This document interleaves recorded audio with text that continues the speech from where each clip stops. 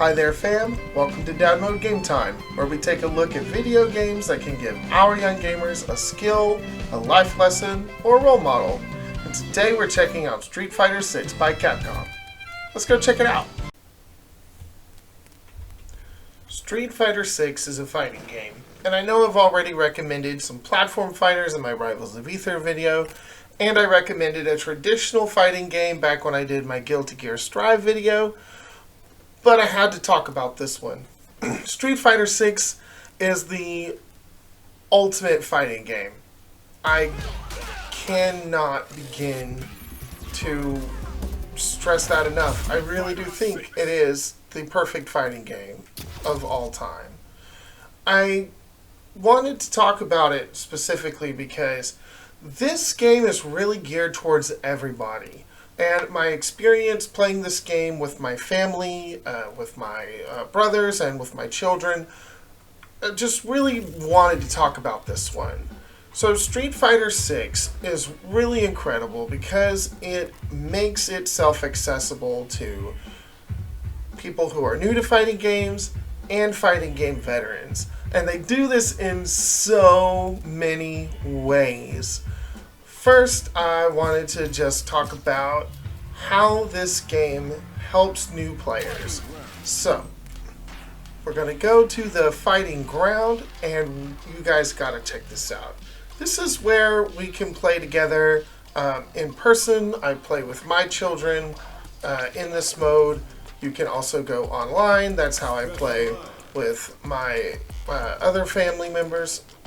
And the practice mode. This is what I really wanted to show you guys, because we have a training mode, we have tutorials that teach you how to play the game, what the basics of the game is, and character guides that show you what the game developers were thinking when they made a certain character. So, I want to get started right here with the tutorials. We have 3 different control schemes. We have classic, which is that quarter circle forward, the buttons do different things, that fighting game style that I talked about back in my Guilty Gear Strive video. There's also the modern control scheme, which is a control scheme that's more like what you saw when I did my platform fighting game. So, the game shows you how to play it. It lets you walk through step by step, and it shows you how the game works.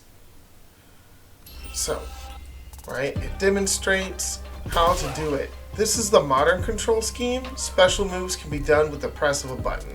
All we gotta do is press Y.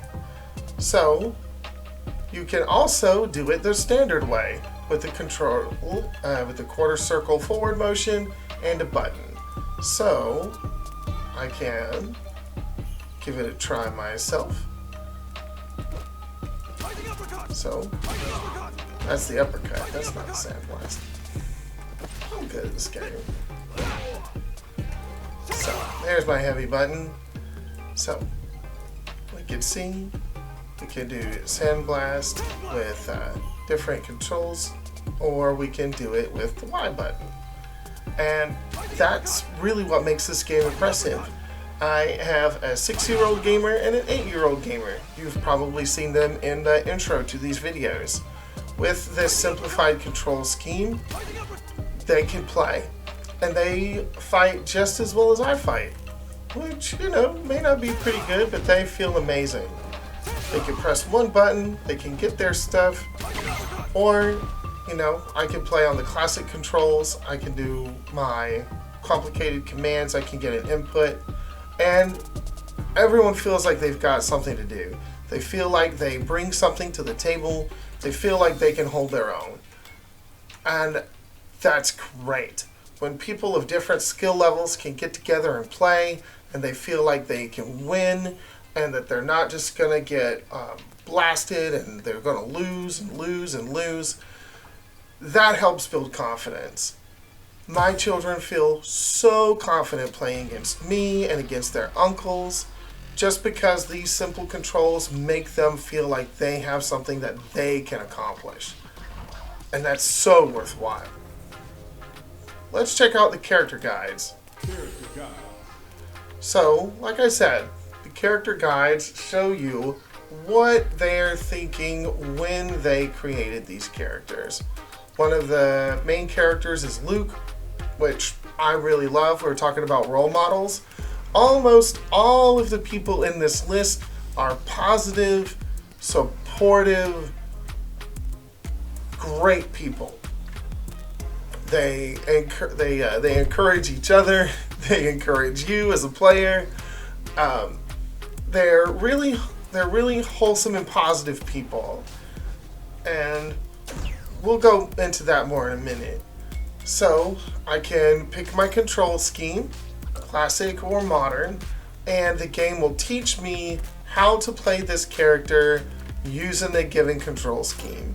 I'm going to go with modern because it's the more accessible one, and I'm going with the modern control scheme because it's the most accessible one, and it's probably the one that a lot of new players are going to be using.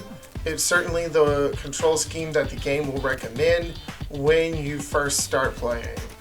So we can see the idea. They have some pretty simple standard moves. Luke is a well-rounded character. He's good at close range combat. They demonstrate a little bit of what he can do with this little cutscene. And they discuss, right? He can move himself forward. He has combo potential. And then they show you different ways to do that. Like with this flush knuckle. And then the guide continues. We're not going to do the full guide today. I'll let you guys see that one for yourself. But I just wanted to give you a small taste of what this game offers to help your young gamer understand what it is they're playing. I also wanted to show you guys the training mode, because this is more than just an empty room where you just wail on somebody and just mess around with the controls. It has a lot of really great information to help you understand what the game is and how it works and why it works. So, you can make faces. I think that's fun. So the game shows you your inputs. It shows what your character is doing, and when you press a button, it gives you this really colorful bar.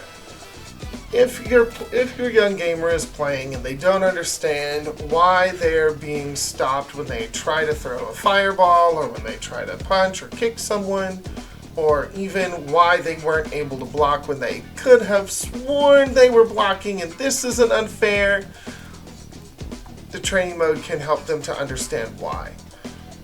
We see on this bar the different colors. We have also a guide that shows us how they work. So we can find the frame meter. There it is. So it says under simple training settings, the frame meter and U. It explains what the colors are. So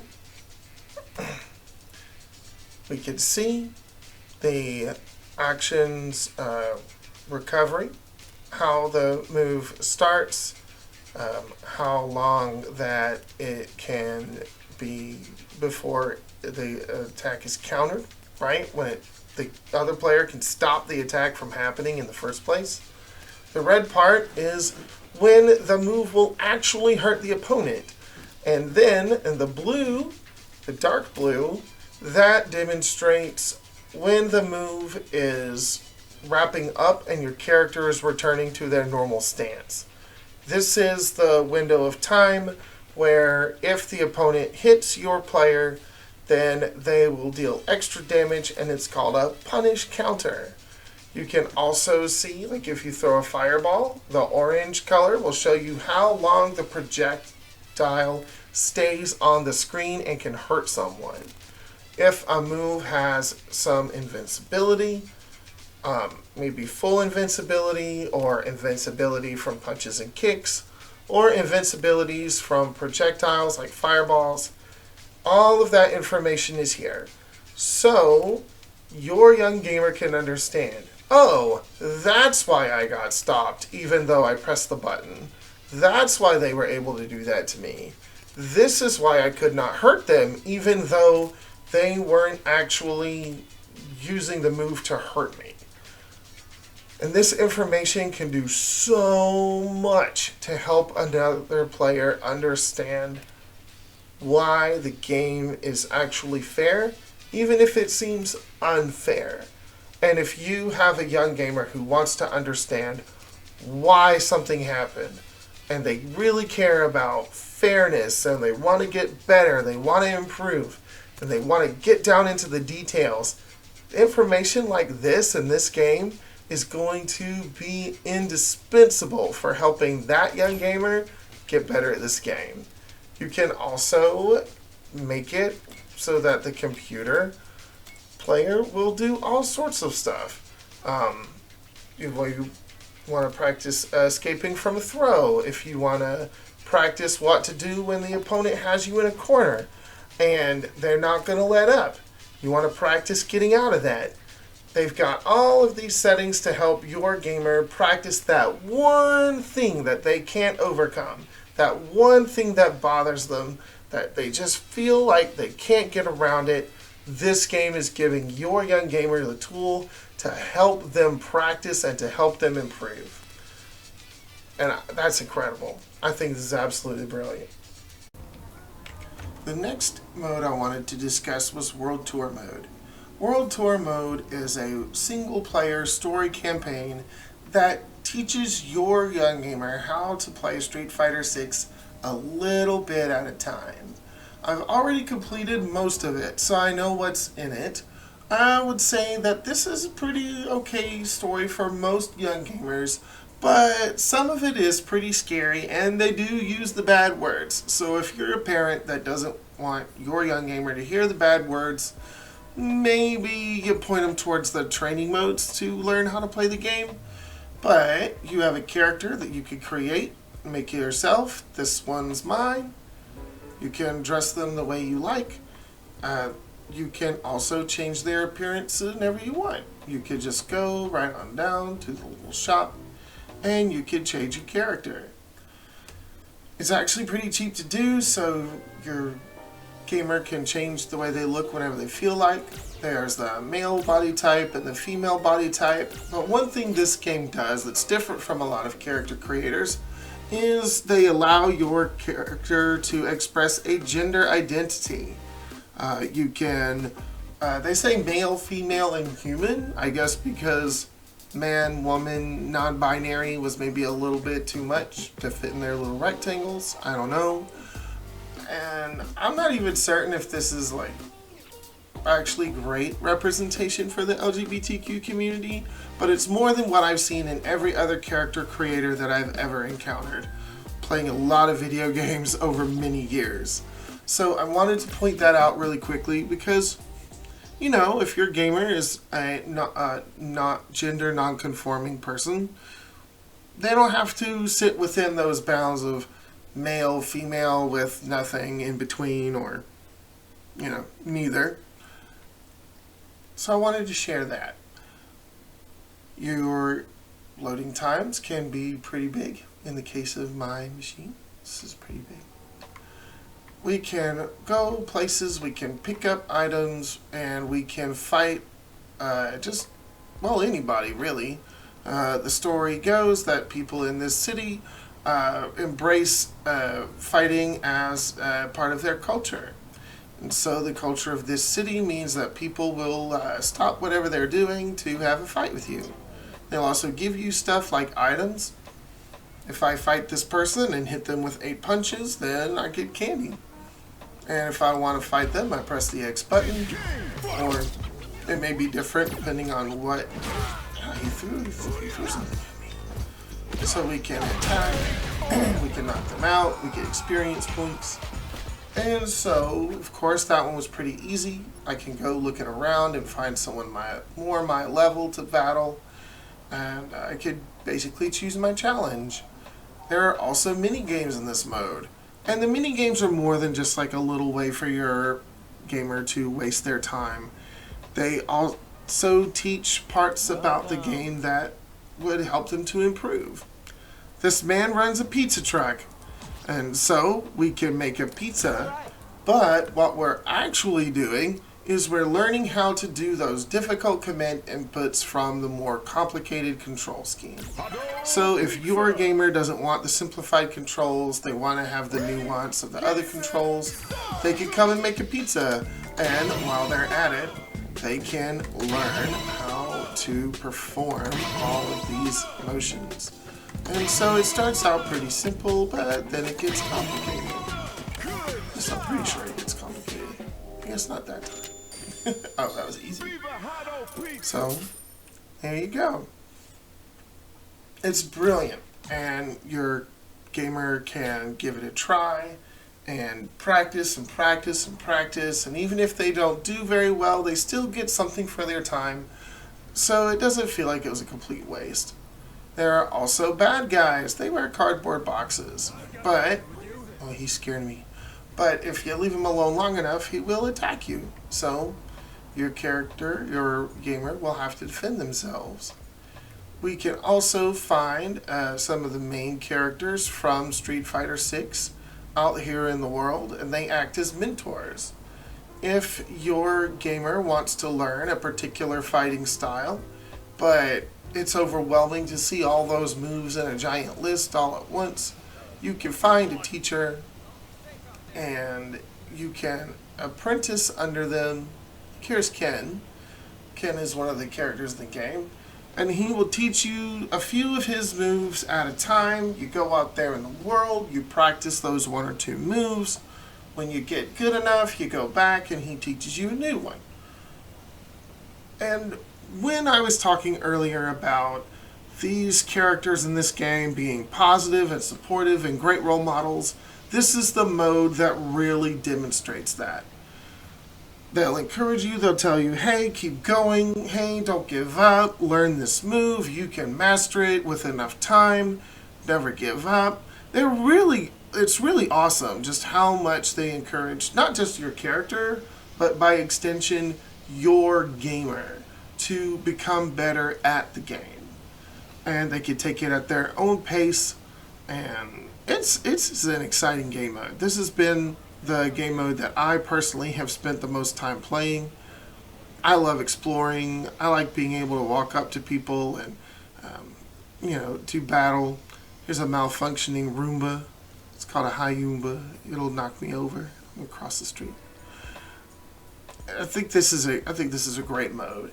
Now, one thing I will say about this game mode is that the story can get a little creepy, can get a little bit scary, and there are the bad words in this game mode. So if you don't want your gamer to see something scary every once in a while, and if you definitely don't want them hearing those bad words, then maybe you point them towards the training mode, the character guides, and those tutorials to help them learn how to play the game.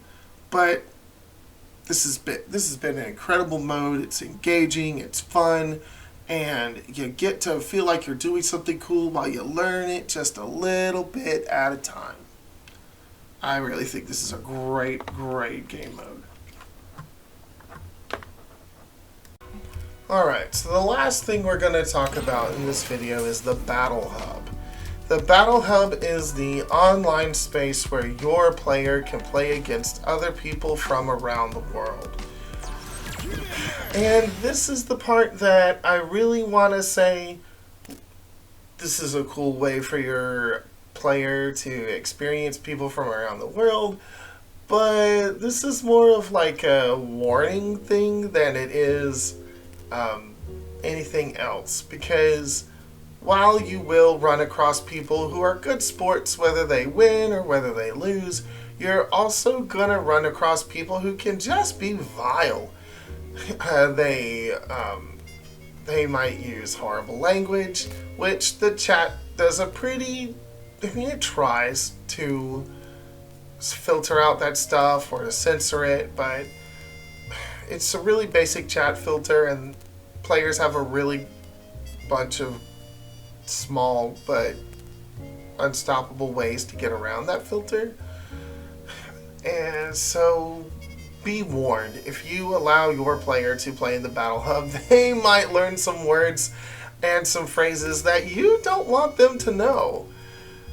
You are probably also going to run across some bad sportsmanship where someone loses and they get mad and they start fussing at your player about, oh, you cheated, you didn't really win. And that kind of stuff can be damaging to a person. So just bear that in mind. You know your gamer better than I do. You know what they can handle when it comes to online interactions. And also, please remind your young gamer to be careful in how they interact with other people. Don't let your young gamer tell their real name to people online. Also, don't let them share their location or where they go to school or what their age is. Allow your gamer to create a different name for themselves. I'm going to allow you guys to see my username, although I usually have been blurring that out, because even now, me, a full-grown adult, almost 40 years old, I still don't share my real name or my location with the people that I talk to online. It's just not safe. It's not a good idea. Keep your kids safe on the internet. Remind them to use a gamer handle. Remind them to not share their personal location or biographical data with other people. It's very important. But the Battle Hub has more places to go and things to do than to just fight random people on the internet. You can also play some classic Capcom games from yesteryear, older versions of Street Fighter. There's a puzzle game. Final Fight is a side-scrolling beat-em-up where you choose a character, you move from left to right, and you punch out a lot of dudes. And so that's a neat option if your kid wants to play a fighting game, but they don't want to fight anymore. You can do that. You can also sit and just watch stuff on the big screen. You can see right now they're giving a demonstration of the World Tour mode and some of the cutscenes. So you can do that. You can also watch other people play their games and see what they're doing. You can adjust your character's looks. You can purchase clothes for them through a special currency that you can only get by playing online. And that's the last thing that I want to talk about. This game does not do microtransactions, which is good, because I will not recommend a video game that engages in microtransactions or sells loot boxes. Microtransactions are small purchases that your gamer can make that will either create a cosmetic change in their character or will fundamentally change the way the game is played for a certain amount of time. These things can be a little predatory. They can be a lot predatory because usually these things are meant to give your character a boost. To create this kind of class inside the community of haves and have-nots, to psychologically pressure people into making purchases that they should not be making. And loot boxes aren't any better. Loot boxes are kind of like a random grab bag of surprises. You pay real money and you get a random number of things. And for some games, this is just have a random costume, have a random sticker for when you're chatting with people online, have this optional weapon or unlock this character through this system. And this can prey on a young gamer's mind, especially if the game locks a favorite character behind the loot box. Your young gamer might open several loot boxes before they find their character. And it's just a way to get people to spend more money on top of the money they already spent for a game. And I will never recommend those games. There is one more thing, though, that these games do that I don't like. But in spite of this, I'm still recommending this game because of the pure amount of accessibility features this game offers. This is the Fighting Pass screen. Usually these kinds of programs are called battle passes. You play the game and you unlock stuff, and you can see that this has two tiers. The free tier, which has almost no prizes at all, and the premium tier, where you pay real actual money to get a lot more prizes. And even more prizes beyond what the free tier will give you. 10 whole levels more of, well, honestly, it's just funny money. It's a currency that you can only use in this game. So, to unlock all these other extra fun goodies, you have to pay real money. The Fighting Pass is $5, which may not seem like much, but fighting passes renew in a certain amount of time. This fighting pass goes until July 2nd, so just about a month. And then this fighting pass will go away. All of these things in the premium tier will no longer be available for your player to unlock. And this creates, right, that have and have nots idea. It creates a social pressure on your gamer to spend that extra little bit to unlock the stuff so that they can say, hey, I have all this cool stuff too. I don't like it. It's predatory. It feeds on people's insecurities to get them to spend money. And I do not like it. So I want you to know that this exists. Your player may ask you as a parent to allow them to have money for this. And if you want your young gamer to be able to have these things, that's okay. But just understand that this may cause problems for your gamer when they feel like, oh, I need to have this, everyone else has this, and I don't have this, and that's a problem. I've had to, in previous games that did have these kinds of mechanics, I've had to deal with this in my own children. About, I really wanted that character, Dad, but I didn't unlock that character. Can I please get one more try? No, kid, you can't. We don't have the cash for that. I cannot spend my money on that. And I'm sorry you're disappointed. But it goes like that sometimes.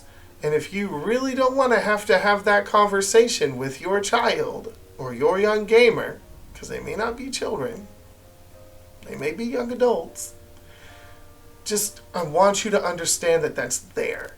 A lot of parents in the past have not understood about these kinds of mechanics that are put into games, and their children will get a hold of their credit card or debit card and will max out the credit card or clean out the bank accounts, purchasing these kinds of microtransactions, loot boxes, fighting passes to get that one thing they really wanted and they never quite got it.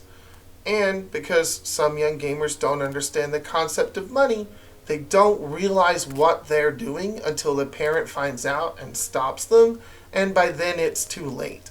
And a lot of companies will not refund those microtransactions and loot boxes once those purchases have been made.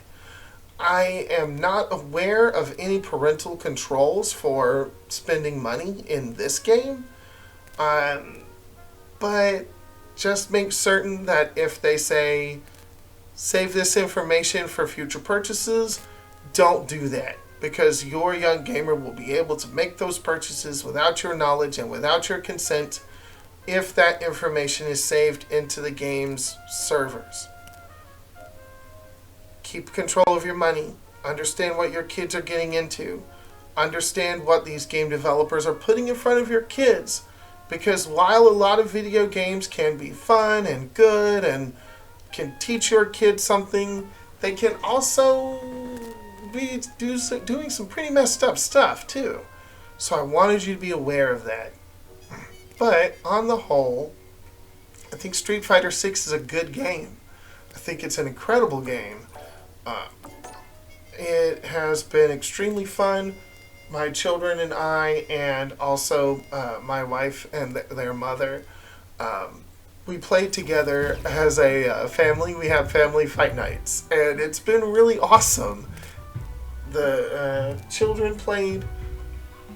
My youngest gamer, he's 6 years old. He won the fight night. He won all his rounds.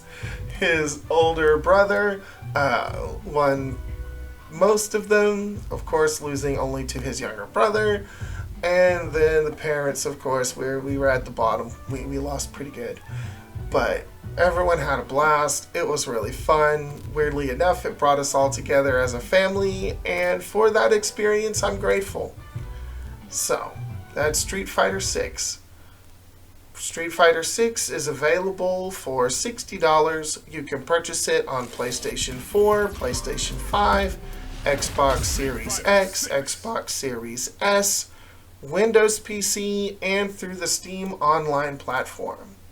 It is a pricey game. I usually try to find games that are a little easier on the budget, but for this level of accessibility, this level of depth that they go through to teach your gamer how to do a good job and how to improve, I really couldn't sit on this one. So I wanted you to know it's out there. I wanted you to know it exists, and I hope that you and your gamer have fun with it. And if you choose to pass on this one, let me know why. If you choose to pick this one up, let me know that too. But whatever you're playing, I hope you're having fun, and we'll see you next game time. Street Fighter 6.